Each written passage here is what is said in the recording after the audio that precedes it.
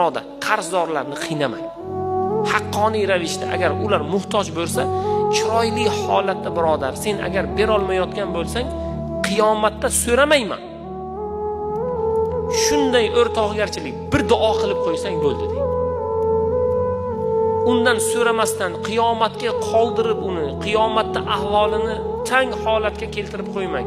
Yoki, "Alo, ha, seni qarzing bor edi mendan, ha, bo'ldi, kechdim o'shandan." deydi-da qo'yadi. Birodar, kechishlikni ham chiroyli suhbat bilan qiling. Keling, yana pul bering unga.